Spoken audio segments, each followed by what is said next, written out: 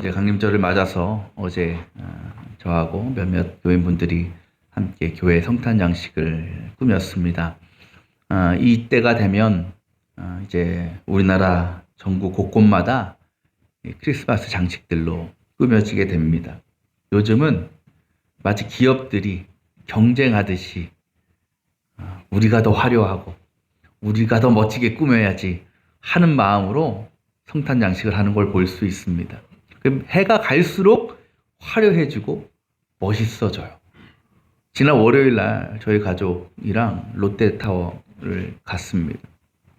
가서 잔디광장에 갔더니 와, 가신 분 계십니까?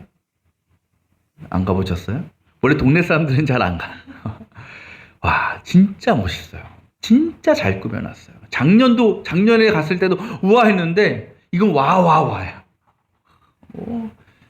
회전 목마도 갖다 놓고 트리도 건물 한 10층, 7, 8층 될 만한 건물 같은 그 크기의 트리 갖다 놓고 또 올해는 특별히 크리스마스 마켓이라는 걸 꾸며놨어요. 그래서 정말 유럽 크리스마스는 보질 않았지만 그런 유럽의 크리스마스 시장처럼 마켓처럼 굉장히 아름답고 정말 많은 사람들의 마음을 움직일 만한 그런 장식들을 해 놓았습니다. 한번 가보세요. 진짜 여러분 깜짝 놀라실 거예요. 근데 그 처음 생긴 크리스마스 마켓에 아무나 들어갈 수가 없어요. 번호표를 뽑아야 되더라고요. 그래서 저희 가족이 한번 그래도 왔으니까 들어가 보자 해서 번호표 받는 줄에 섰습니다. 이미 앞에 한 3, 40명이 줄 서 있고요. 줄 서서 드디어 번호표를 받았어요. 몇 번 받았는지 아십니까? 220번을 받았어요. 월요일인데 그것도 한 7시도 안 된 그 시간에. 야, 저희가 어떻게 했을까요? 집에 갔어요. 야, 이건 도대체 못 기다리겠다. 혼자였으면 기다릴 수 있었을 텐데 아이들도 있으니까 또 밤에 얼마나 추웠어요. 포기하자. 들어갔어요. 저희는 그렇게 돌아갔는데 아마도 수많은 사람들이 그 번호표를 받고 그 크리스마켓에 들어가기 위해서 기다리고 있었을 겁니다. 근데 그 번호를 받았다고 무조건 들어가느냐? 그것도 아니에요. 요새는 핸드폰으로 다 그걸 받아요. 대기 번호를. 그래서 내 차례가 가까워오면 알림이 옵니다. 이제 준비됐으니까, 신호됐으니까 오시라고. 그런데 그때 그걸 받고 바로 가야 돼. 그래야 들어갈 수 있어요. 근데 내 순서에 맞춰서 못 들어가면 좀 늦춰지거나 제 시간에 가지 못하면 못 들어갈 수도 있는 거예요. 왜? 지나가 버리면. 그러니까 사람들이 어딜 못 가요. 번호표 받고 그 주변에 있어야 돼. 벌벌벌 떨면서 기다려. 1시간, 1시간 반. 저희도 1시간 있다 문자 오더라고요. 기다려야 되는 거예요. 그런데 꼭 그 중에는 못 들어가는 사람들이 있다 없다? 있어요. 여러 가지 사정이 있을 겁니다. 너무 추우니까 롯데타워 안에서 좀 구경하다가 들어가야지. 아니면 갑자기 화장실이 급해서 화장실 가느라고 그때 와가지고 지나가 버려서 못 들어가는 분도 있을 거예요. 번호표 받았는데 지금까지 잘 기다렸는데 그 잠깐 한눈 팔아서 딴 데가 있어서 못 들어가면 얼마나 억울합니까? 얼마나 억울해. 근데 여러분, 우리에게 하나님 나라도 이와 같을 수 있다는 겁니다. 오늘 말씀에서 예수님께서 반드시 세상의 마지막 때가 올 것이라는 것을 선포하십니다. 그러면서 언제 오느냐? 이렇게 말씀하셔요. 36절에 그 날과 그 시간은 아무도 모른다. 오직 하나님만 아신다. 그러면서 예수님은 약간의 힌트는 주십니다. 그러니까 하나님 나라가 이 땅에 임할 때에 어떤 상황이 벌어질까? 37절 말씀 보면 이렇게 말씀하시죠. 노아의 때와 같이 인자가 올 때도 그러할 것이다.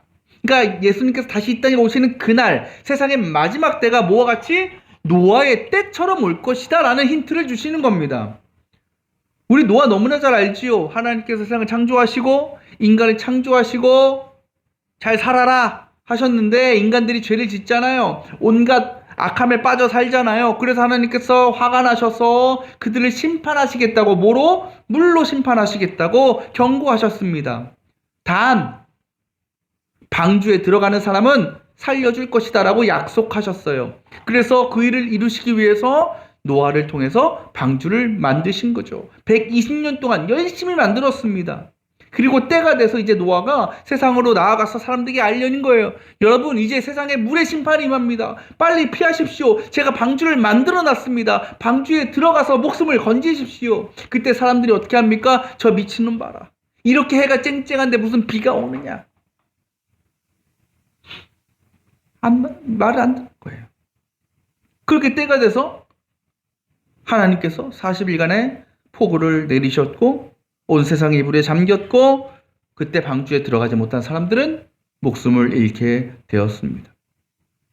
바로 오늘 예수님의 노아의 때처럼 내가 올 것이다라는 그 말씀이 누군가에게는 마치 노아의 홍수 때처럼 갑작스럽게 예상치 못한 사건으로 경험될 것이다라는 것을 가르쳐주고 계시는 겁니다.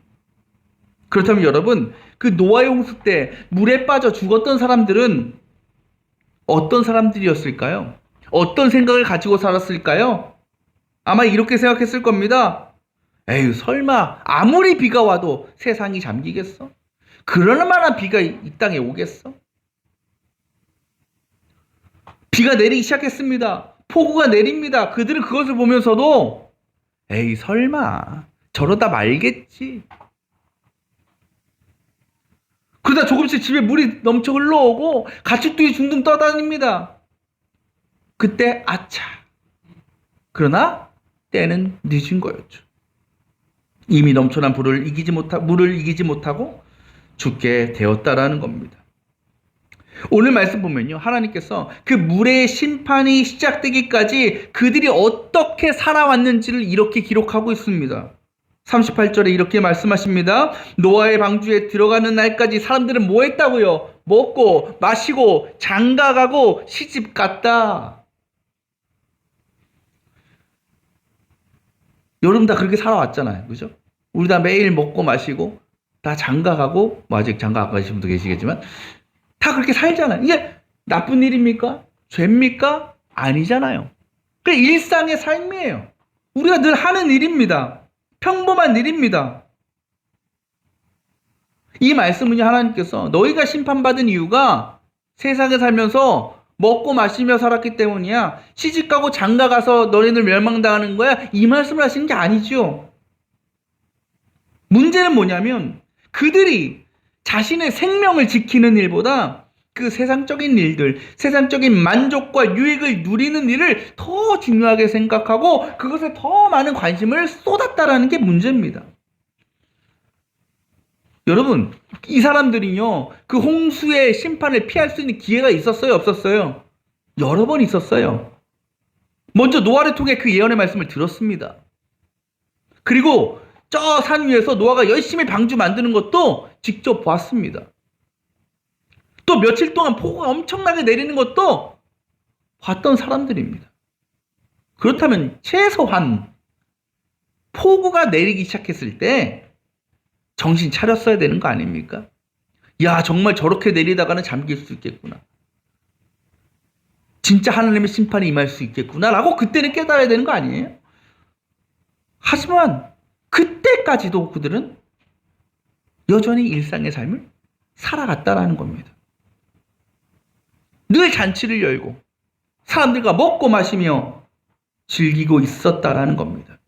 하나님께서 미리 심판을 예고해 주셨고 그 징조를 보여주셨음에도 불구하고 그것을 끝까지 믿지 못하고 세상을 즐기고 누리며 살던 사람들, 결국 그날이 왔을 때 심판을 피하지 못하고 죽게 되었다라는 거죠. 주님은 오늘 말씀 통해서 이 세상의 마지막 날이 그렇게 올 것이다라고 말씀하십니다. 아마 이 말씀 들으면서 여러분들 이렇게 생각하실 수 있습니다. 아니, 하나님께서 말씀하셨고 또 저렇게 폭우가 시작되는데, 쏟아지는데 당연히 노아가 만든 방주로 대피해야 되는 거 아니야? 그게 상식적인 일 아니야? 그렇다면 정말 그럴까요, 여러분? 여러분에게 이렇게 물어보겠습니다. 지금 여러분의 삶을 돌아보면 솔직하게 어디에 속해 있는 것 같습니까? 이 세상에 속해 있는 것 같습니까? 아니면 노아의 방주에 속해 있는 것 같습니까? 오늘 주님께서 말씀하시는 그 노아의 때는 하나님께서 노아가 살았던 그 물의 심판이 내려졌던 그 때를 의미하는 것만이 아닙니다. 어떻게 보면 지금 우리가 살아가고 있는 이 시대가 노아의 때와 같습니다. 왜 그래요? 결국 우리 모두가 하나님의 심판의 때로 나아가고 있기 때문에 그렇습니다. 이 세상의 마지막 순간, 지난주 말씀드린 것처럼, 지난주 설교에서 말씀드린 것처럼 하나님께서 양의 무리와 염소의 무리를 갈라 놓으시는 그때가 점점점 가까이 오고 있기 때문이라는 거죠. 그렇다면 우리가 해야 될 일은 그때를 준비하는 일입니다. 그래서 그때가 이르렀을 때 심판과 멸망이 아니라 하나님 나라에서 기쁨과 평안을 누려야 되는 것이죠. 그러려면 방법은 하나밖에 없습니다. 그것이 무엇일까요? 늘 방주 안에 머물러 있는 겁니다. 그 구원의 방주를 떠나지 않는 것입니다. 여기서 방주는 어떤 특정한 공간적인 의미가 아닙니다. 우리의 믿음의 자리를 의미하는 겁니다. 곧 우리에게 방주에 머문다, 방주에 들어간다라는 것은 늘 믿음 안에 머물며 늘 믿음을 지키며 살아간다는 뜻이죠. 문제는 그 일이 쉽지 않다라는 겁니다. 그래서 오늘 주님은 마지막에 이렇게 우리에게 강조하시는 거예요. 그러므로 깨어 있으라는 거죠. 깨어 있어야 됩니다. 우리는 보통 어떤 직장마다 어떤 삶의 방식마다 다르겠지만 깨어 있는 시간을 낮이라고 얘기하고 잠자는 시간을 밤이라고 얘기합니다. 이것을 우리는 물리학적 시간이라고 합니다. 헬라어로는 크로노스라고 합니다. 크로노스의 시간. 그런데 우리에게는요, 또 하나의 시간의 개념이 있습니다. 바로 영적인 시간, 카이로스의 시간이라는 겁니다. 크로노스의 시간은 흘러가는 시간입니다. 무의식적으로 흘러가는 시간입니다. 반면 카이로스 시간은 뭐냐? 우리가 무언가를 인식하는 시간, 의미를 찾는 시간입니다. 특별히 기독교에서 카이로스는 하나님께서 역사하시는 시간이요, 그 역사 안에 머물러 있는 시간입니다. 구체적으로 말하면 하나님의 은혜를 경험하는 시간, 하나님의 목적이 성취되는 시간, 하나님의 계획과 섭리를 깨닫고 인식하는 시간이 카이로스의 시간입니다. 바로 이와 같은 카이로스의 시간을 살아가는 사람들이 오늘 주님께서 말씀하시는 깨어있는 사람들입니다. 그런데 솔직히 우리는 잠들어 있을 때가 많은 것 같습니다.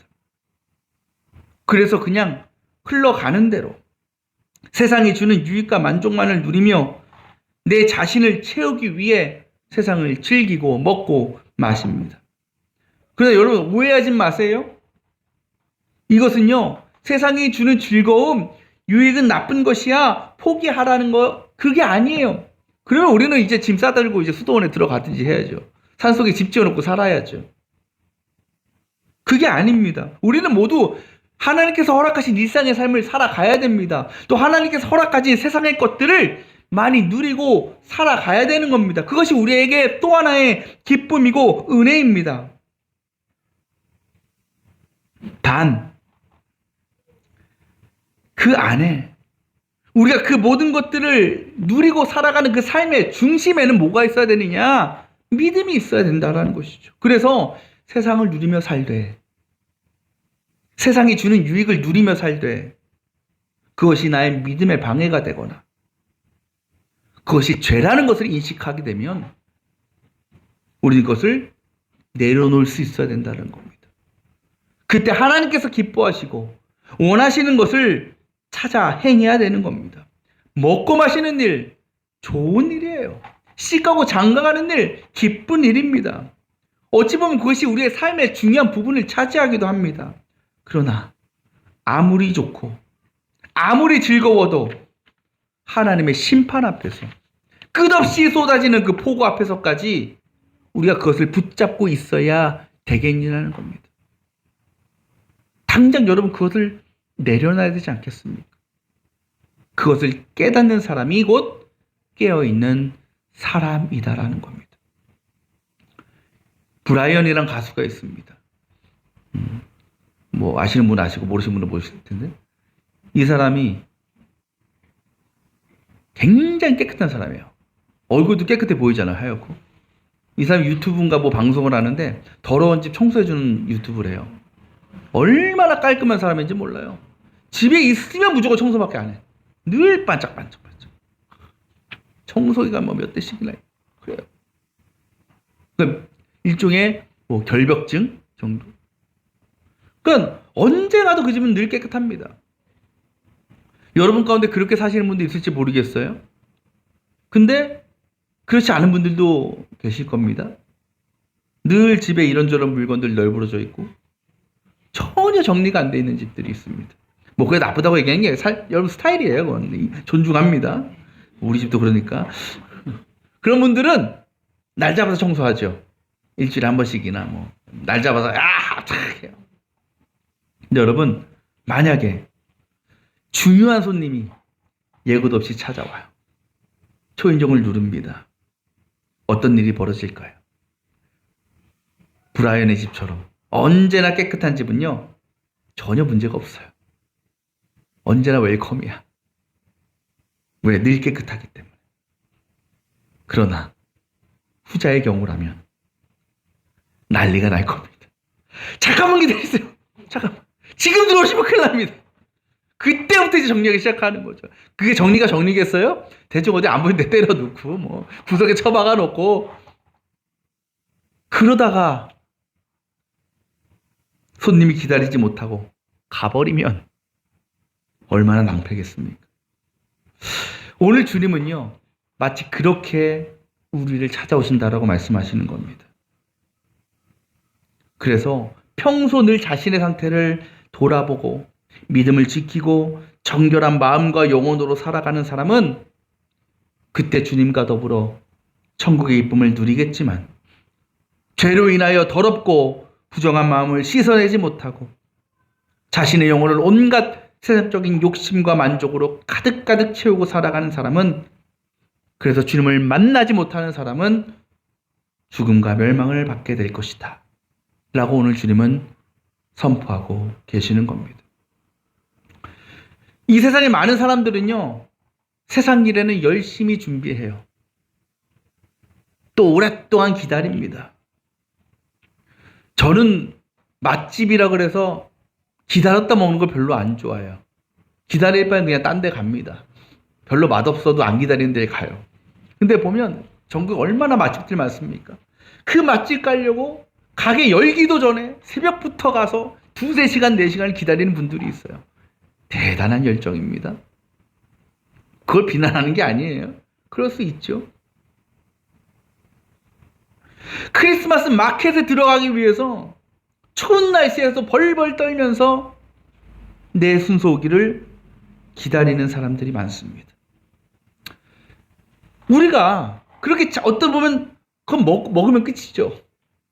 보면 끝이에요. 잠깐의 즐거움과 만족을 위해서 그렇게 오랜 시간을 투자하고 사용하고 기다립니다.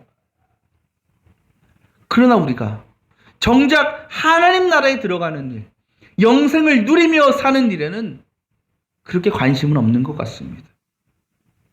그래서 그때를 준비하며 살아가지를 못합니다. 그것은 말씀드린 것처럼 세상의 삶을 포기하라는 것이 아니라 세상의 삶을 즐기기 위해서 하나님을 떠나거나 믿음을 내려놓아서는 안 된다라는 것이죠. 어렵습니까? 어렵다면 어렵고 쉽다면 쉽습니다. 왜 쉬운가요? 우리가 세상을 사랑하는 것보다 조금만 더 하나님을 사랑하면 되는 일입니다. 우리가 세상의 기준과 방식을 따라가는 것보다 조금만 더 하나님의 말씀과 뜻을 따르려고 애쓰면 되는 겁니다.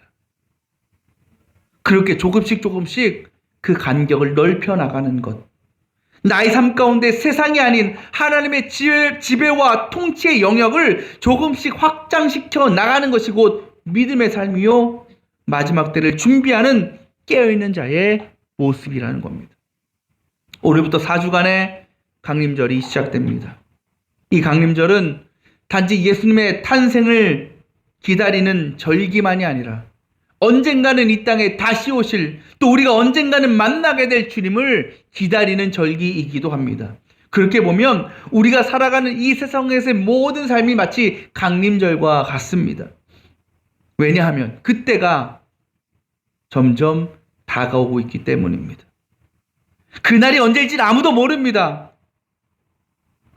분명한 것은 그때가 그렇게 먼 미래는 아닐 거라는 거죠. 그렇다고 우리가 그때가 언제일지 모른다고 불안할 필요가 전혀 없습니다. 두려워할 이유가 없습니다. 왜? 지금 저와 여러분은 다 깨어있는 사람들이기 때문입니다. 이제 우리에게 남은 일은 지금 우리가 소유한 그 깨어있는 믿음을, 깨어있는 영혼을 날마다 잘 지키고 간직하고 살아가는 겁니다. 그럴 수 있다면 우리에게 마지막 때가 언제인지는 아무 중요한 것이 아닙니다. 전혀 두려워할 필요가 없습니다. 왜? 이미 우린 준비되어 있기 때문에, 늘 깨어있기 때문에 언제 오시더라도 그 주님을 기쁨으로 맞이할 수 있는 것입니다. 사랑하는 여러분, 하나님께서 저와 여러분에게 지금 허락하신 그 믿음을, 그 구원의 소망과 감격을 잃어버리지 않기를 바랍니다. 오늘이 우리의 인생의 마지막 날인 것처럼 매 순간 주어진 우리의 삶들을 믿음으로 잘 감당해 나가는 저와 여러분 되시기를 원합니다. 비록 우리의 육신은 이 세상에 속해 있지만 우리의 마음과 영혼은 은혜의 방주 안에 머물러 있기를 원합니다.